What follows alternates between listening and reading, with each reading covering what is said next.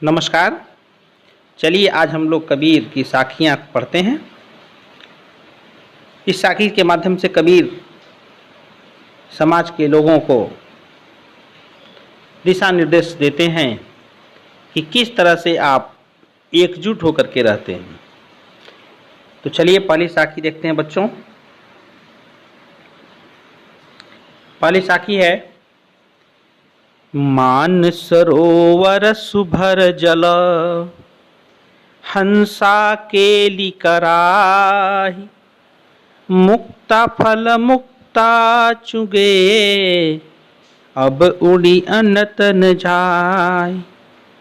इस साखी के माध्यम से कबीर कहते हैं कि जीवात्मा और परमात्मा दोनों का संबंध एक है। अर्थात आपके अंदर की आत्मा परमात्मा का संबंध कैसा है, किस तरह से दोनों इस संसार में रहते हैं। कहते हैं कि मानसरोवर अच्छी तरह से भरा हुआ है। मानसरोवर में बच्चों रूपक अलंकार है और इसमें यह आप समझेंगे कि मन रूपी सरोवर, मन रूपी सरोवर मानसरोवर, और मानसरोवर एक तिब्बत में बहुत बड़ा सा झील भी है। तो कहते हैं कबीर कि मानसरोवर झील में हंस जो है खेल कर रहा है, क्रीड़ा कर रहा है। उसका स्वच्छ पानी देख करके वह कहीं अन्यत्र जाना नहीं चाहता। उसी के अंदर वह मुक्ता फल यानी मोती को चूंघते रहता है। अनत और कहीं नहीं जा, अब उड़ी अनत न जाए, अब दूसरी जगह कहीं जाना नहीं चाहता है। प्यारे बच्चों, उसी तरह से मानसरोवर रूपी मन में आत्मा रूपी हंस क्रीड़ा कर रहा है, खेल कर रहा है। और जब उसे भक्ति रूपी मुक्ता फल प्राप्त हो जाता है तो वह अन्यत्र कहीं नहीं जाना चाहता। वह ईश्वर भक्ति में लीन होकर के यहीं रहना चाहता है। ठीक है, दूसरी साखी देखते हैं कि प्रेमी ढूंढत मैं फिरूं, प्रेमी मिले न कोई, प्रेमी को प्रेमी मिले सब विषय अमृत होय।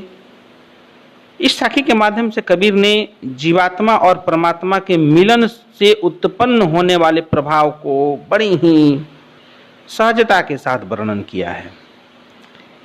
इसके माध्यम से कबीर कहना चाहते हैं कि मैं ईश्वर के प्रेमी यानी प्रभु भक्त, भगवान के भक्त, मैं ईश्वर के प्रेमी को खोजता फिर रहा हूं, परंतु मुझे कोई भी प्रभु भक्त नहीं मिला, प्रेमी मिला न कोई।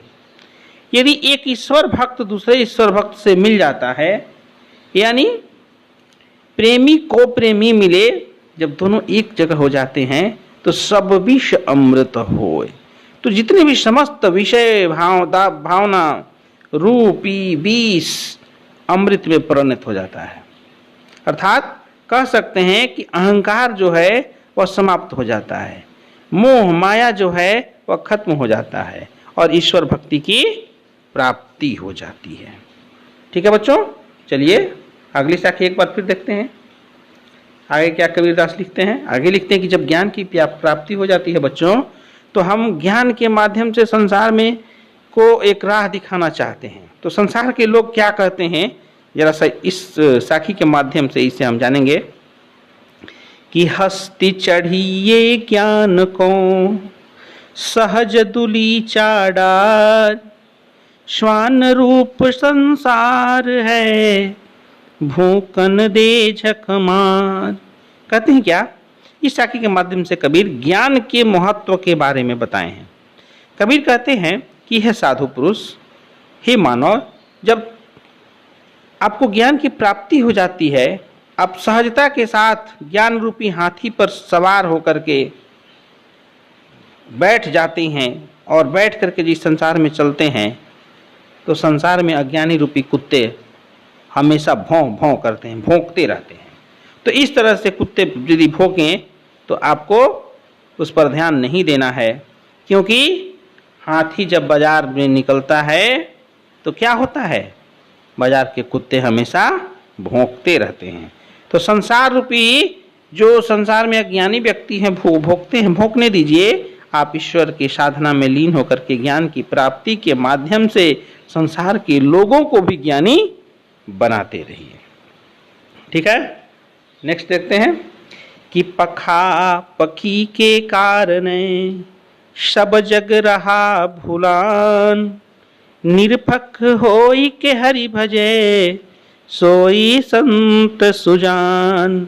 इस के माध्यम से हिंदू और मुसलमान जो पक्ष और विपक्ष, एक निर्गुण ब्रह्म के उपासक को, यहाँ हिंदू मुसलमान के अलावा हिंदुओं में भी जो निर्गुण और सगुण भक्त के उपासक हैं उनका भी यहाँ पर आलोचना किए हैं कबीरदास। और कहते हैं कि कोई कहता है कि भगवान मानव के रूप में आते हैं और हर लेते हैं, लेकिन निराकार ब्रह्म के उपासक कहते हैं कि नहीं, भगवान का कोई रूप नहीं होता है। तो पक्ष और विपक्ष दोनों यहाँ पर पखापखी के कारण है, यानी कोई कहता है कि भगवान है, कोई कहता है कि नहीं है। यह पक्ष और विपक्ष की जो बातें होती हैं ना, तो सब जग रहा भूलान।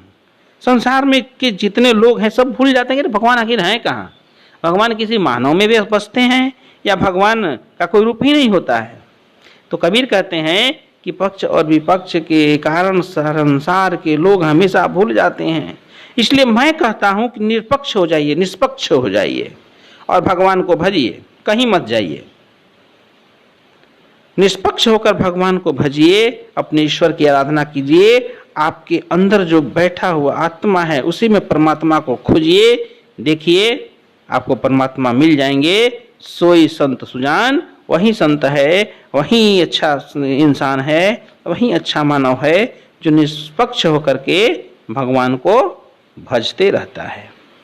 अब देखिए पांचवें में कहते हैं कि हिंदू मुआ राम कही। पांचवा में लिखते हैं क्या, एक बार ध्यान से देखिएगा। हिंदू मुआ राम कही, मुसलमान खुदाई, कहे कबीर सो जीविता, जो दूही के निकट न जाए। यहाँ पर हिंदू और मुसलमान दोनों पर जबरदस्त व्यंग किए हैं और दोनों की आलोचना किए हैं। कहते हैं क्या कि ये संसार में रहने वाले प्राणी मानव, हिंदू राम राम कह करके मर जाता है और मुसलमान खुदा खुदा कह करके मर जाता है, लेकिन उन दोनों को कुछ भी प्राप्ति नहीं होती है, ईश्वर भक्ति नहीं मिलती है। जीविता का मतलब है कि हे जीने वाला प्राणी, कहे कबीर सो जीविता। इस संसार में वही जीवित रहता है व्यक्ति जो दुह के निकट न जाए। तो जो दोनों के पास नहीं जाता है, न हिंदू के पास जाता है न मुसलमान के पास जाता है, दोनों से दूर रह करके अपने ईश्वर की भक्ति में, अपनी परमात्मा की भक्ति में लीन हो जाता है और वह परमात्मा वह खुद अपने अंदर खोजता है, वह दोनों के निकट जाता है और संसार में परमात्मा को याद करते हुए, परमात्मा को ज्ञान की प्राप्ति से उनके शरण में जा करके हमेशा जीवन जीते रहता है। अब इसके बाद फिर देखिए क्या कहते हैं कबीर कि काबा फिर काशी भया, राम ही भया रहीम, मोट चून मैदा भया, बैठी कबीरा जीम। इसमें का दोनों को देखो मिलाए हैं, कहते हैं कि तुम दोनों मिल जाओ, हिंदू और मुसलमान तुम दोनों मिल करके रहो और संसार में एक ऐसा सनातन धर्म की स्थापना करो कि लोग यह समझें कि हिंदू और मुसलमान दो अलग अलग धर्म नहीं है। यानी इस साखी के माध्यम से हिंदू और मुसलमान को की एकता को बढ़ावा देते हैं। जैसे काबा फिर काशी भया, हे मुसलमान तुम जानते हो, तुम यदि एक भगवान को मानोगे तो तुम्हारा जो मक्का मदीना, तुम्हारा जो तीर्थ स्थल है, सब हिंदू के तीर्थ स्थल की तरह एक हो जाएगा। काबा फिर काशी भया, राम ही भया रहीम। और जब तुम लोग का तीर्थ स्थल एक हो जाएगा तो राम और रहीम भी एक हो जाएंगे। और यही होना संसार के लिए बहुत जरूरी है, क्योंकि राम और रहीम के नाम पर मरना कटना अच्छी बात नहीं है। सब इंसान है, जैसे मोट चून मैदा भया। अरे एक ही चून होता है, एक ही गेहूं होता है, यदि मोटा कर देते हैं तो आटा थोड़ा हो जाता है, खूब महीन कर देते हैं तो मैदा हो जाता है। यानी एक ही गेहूं से बनता है मैदा भी और आटा भी, चून भी, यानी आटा भी और मैदा भी एक ही गेहूं से बनता है। थोड़ा सा ज़्यादा महीन कर देते हो तो मैदा हो जाता है, और थोड़ा सा हल्का सा दरदरा रखते हैं तो आटा हो जाता है। बैठ कबीरा जी, कबीर कहते हैं कि तुम एक जगह बैठ करके खाना खाओ, जिम भोजन करो, क्योंकि राम रहीम सब एक हैं, काबा काशी सब एक हैं, मैदा आटा सब एक है। इसलिए एक जगह बैठ करके एक साथ रहो। एकता का ऐसा सुंदर नमूना आपको कहीं अन्यत्र देखने को नहीं मिलेगा। अगली साखी है प्यारे बच्चों, और अंतिम साखी है आपके पाठ्य पुस्तक की, कि ऊंचे कुल में जन्मिया जे करनी ऊंच न होय, सुबरन कलश सुरा भरा साधु निंदा सोय। इसके माध्यम से कबीर कहते हैं कि जन्म की अपेक्षा कर्म की श्रेष्ठता पर बल देना चाहिए। ऊंचे कुल में जन्मिया, ऊंचे कुल में जन्म ले लीजिए, और करनी ऊंच न होए, और कर्म जो कर रहे हैं वह अच्छा कर ही नहीं रहे हैं, तो क्या फायदा। मनुष्य अपने जन्म से ऊंचे कुल में जन्म ले लेने से वह बड़ा नहीं होता है। मनुष्य अपने कर्म के माध्यम से, किए हुए कार्यों के माध्यम से बड़ा होता है। जैसे सुबरन कलश सुरा भरा, सोने का कलश है, और सोने के कलश में यदि हम शराब भर देते हैं तो क्या महत्व रह जाएगा स्वर्ण कलश का। वह स्वर्ण कलश अमृत, उस स्वर्ण कलश में भरा हुआ शराब अमृत तो नहीं हो जाएगा ना, वह शराब ही कहलाएगा। साधु निंदा सोई, और कहते हैं कि जो भी यह कार्य होगा साधु पुरुष उसकी निंदा ही करेंगे। इसलिए प्यारे बच्चों, अपने कर्म की महत्ता पर हमेशा बल देना चाहिए, बुरे कर्म से बचना चाहिए, और अपने कर्म को स्थापित करके संसार में लोगों को मार्गदर्शन देना चाहिए, मार्गदर्शक बनना चाहिए। इस प्रकार प्यारे बच्चों, संपूर्ण जो साखियां हैं, इन साखियों की भाषा जो है बच्चों, वह सधुक्कड़ी भाषा है। कबीर की कोई भाषा नहीं थी। जहाँ जाते थे, जो जहाँ के लोग जैसा मिलते थे उसी तरह से वह उसी भाषा में लिख देते थे और लोगों को समझाते फिरते थे। तो जो उन्होंने जहाँ जैसा समाज देखा पाया उसी भाषा में लिखा। इसलिए कबीर के बारे में कहा जाता है कि कबीर की भाषा जो है वह सधुक्कड़ी भाषा है, और सधुक्कड़ी भाषा के माध्यम से लोगों को वो हमेशा ईश्वर की प्राप्ति की ओर और निराकार ब्रह्म की ओर आने का संदेश दिए, और कहे कि एक साथ रहिए, एकता में रहिए। ठीक है, तो चलिए बच्चों, कैसी लगी साखी? जरूर आप अपने कमेंट बॉक्स में अपनी बात रखेंगे। मुझे आशा है आप इसे लाइक भी करेंगे, और फिर